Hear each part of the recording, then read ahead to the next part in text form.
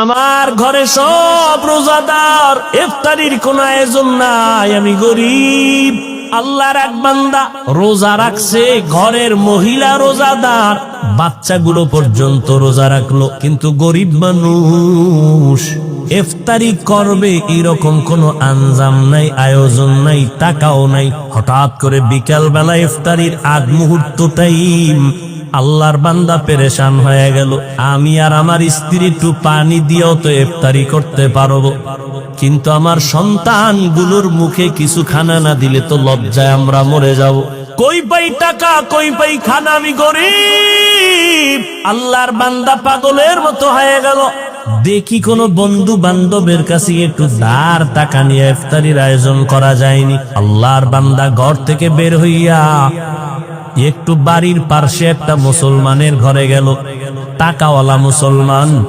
গিয়া বলে, ভাইজান আমি গরিব মানুষ, আজকে রোজা রাখছি, কিছু ইফতারির আয়োজন করব, কিছু টাকা আমাকে ধার নেন। মুসলমান ধমক দিয়া বলে, তোমাকে আমি টাকা ধার দিব না। অহংকারী হইয়া গরিবের তুচ্ছ তাচ্ছিল্য করে এখান থেকে তাড়ায় দিল। আল্লাহর বান্দা চোখের পানি মুছতে মুছতে বের হয়ে গেল। রাস্তা দিয়া হাঁটে, ও মালিক তুমি ছাড়া আমার কেউ নাই। ইফতারির সময় আমার বাচ্চাদের মুখে কেমনে আমি হাসি ফুটাবো? এই সন্তানেরা, ওই মা বাবার ঋণ জীবনটা দিয়েও দিলে আদায় করতে পারবা না, যেই পরিমাণ কষ্ট মা বাবা করেছে। আল্লাহর বান্দা চোখের পানি মুছতেছে আর রাস্তা দিয়ে হাঁটতেছে, কোথায় যাবে নিরুপায়। আমার মালিকের কুদরত, হঠাৎ করে দেখে বিপরীত দিক থেকে একটা লোক আসতেছে। লোকটা আসলে মুসলমান না, বিধর্মী। যখনই মুসলমানের সামনে মুখোমুখি হয়ে গেল, মুসলমান এড়াইয়া যাওয়ার চেষ্টা করলো। বিধর্মী লোকটা দাঁড়ায় বলে, ভাইজান দাঁড়াও, কোথায় তুমি যাইতেছো? হঠাৎ করে নজর করে দেখে মুসলমানের চোখের কোঠায় পানি টলমল করে। বলে, ভাইজান তুমি কি কষ্ট পাইয়া কই যাও? বলে, তুমি বিধর্মী, তোমাকে বলে কি লাভ হবে বলো? বলে, লাভ হোক না হোক একটু বলো রে বাবা। মুসলমান বলে, ভাই আমার ঘরে সব রোজাদার, ইফতারির কোনো আয়োজন নাই, আমি গরিব। আমার পার্শ্বে এক মুসলমানের কাছে গেলাম, লায়া ধরবে, বুকের সাথে বুক মিলাবে, কিন্তু কি এক আদর্শ। আমি মুসলমান, আপনিও মুসলমান, আপনার মাথার টুপি এক রকম, আমার টুপি আর এক রকম। এই শুধু এতটুকু ব্যবধানের কারণে কিছু মুসলমান আমাদের সালাম দেয় না, আমরা সালাম দিলেও তারা নেয় না। আছে না নাই? কি দুঃখ, কি দুঃখ গো, আমার নবীর আদর্শ কই? আর চট্টগ্রামের আশিকে রাসূল তোমরা কই? এরে নবীর উম্মতের দল, আল্লাহর বান্দা কাঁদতেছেন, কিন্তু বিধর্মীর অন্তরে মায়া জন্ম হয়ে গেছে। মনে আসেনি? বিধর্মীর অন্তরে মায়া দেখে বলে, তোমার জাতি ভাই মুসলমান তোমাকে তাড়াইয়া দিছে। বলে, হ্যাঁ। কয়, তুমি যদি মনে কিছু না নাও, আমি তোমারে কিছু টাকা দেই ধার, পারলে দিও, না পারলে দাবি নাই, যাও তুমি ইফতারির আয়োজন করো। আল্লাহর বান্দা গরিব, চোখের পানি মুছতে মুছতে যায়, দ্রুত গতিতে হালকা পাতলা ইফতারির আয়োজন করলো। বিধর্মী টাকা দিল, টাকা নিয়া ইফতারি সামনে নিয়ে দোয়া কবুলের সময় সন্তানগুলো নিয়ে, স্ত্রীকে নিয়ে আল্লাহর বান্দা গরিব মানুষ হাত উঁচু করে আল্লাহর কাছে কান্না করে, আল্লাহ বিধর্মী লোকটা আমাকে ইফতারির আয়োজনের টাকা দিল ধার, আমি দিতে পারবো কিনা জানি না, এখন ওই লোকটার জন্য একটু দোয়া করতে মনে চায়। ও আল্লাহ, বিধর্মী লোকটার জন্য কি দোয়া করব জানি না। মাওলা, আমি মূর্খ মানুষ, দোয়া করি তুমি কুদরতের হাতে তার সিনায় ইমানের নূরের বাতি জ্বালায়া দাও। আল্লাহর বান্দা এই দোয়া করিয়া ইফতারি করলো। এরপরে রাতের বেলা আরামে ঘুমায় গেল। মাওলার কুদরত শুরু হয়ে গেল। বান্দার চোখের পানি বৃথা যাইতে পারে না। ওই মুসলমান অহংকারী ধনী আর এক মুসলমানের লাত্তি মারিয়া তাড়াইয়া দিয়া ঘুমাইছে। রাতের বেলা স্বপ্ন দেখে কিয়ামতের ময়দান কায়েম হয়ে গেছে।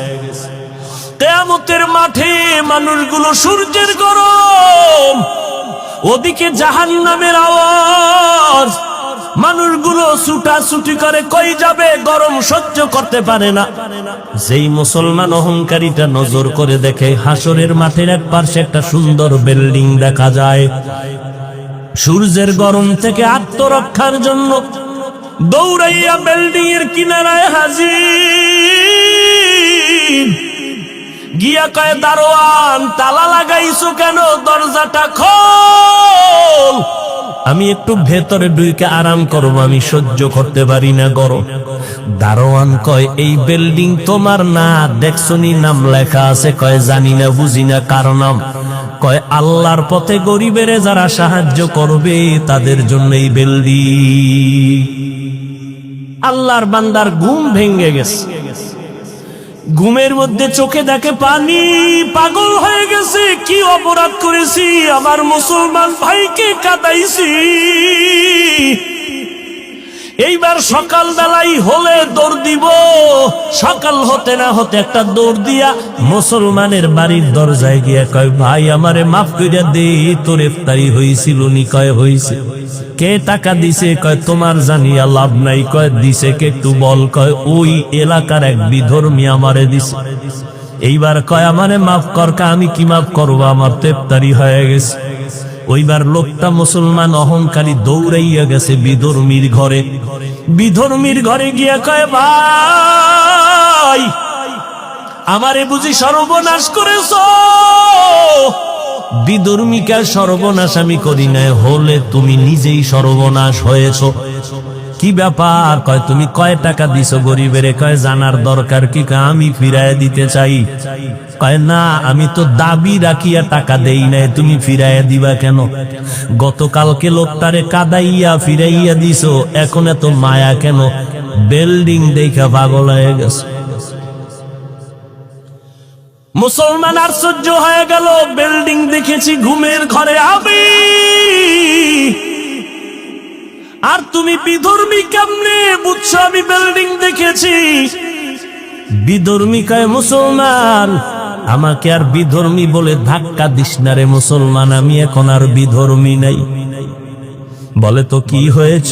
বলে, আমি যখন গরিবের টাকা দিছি আমার কলিজাটা ঠান্ডা হয়ে গেছে, কারণ এমন একটা মুহূর্তে আমি সহযোগিতা করেছি যেই মুহূর্ত ইফতারির টাইম। রাতের বেলা যখন আমি ঘুমাইছি, ঘুমের ঘরে দেখি মদিনাওয়ালা নবী হাজির।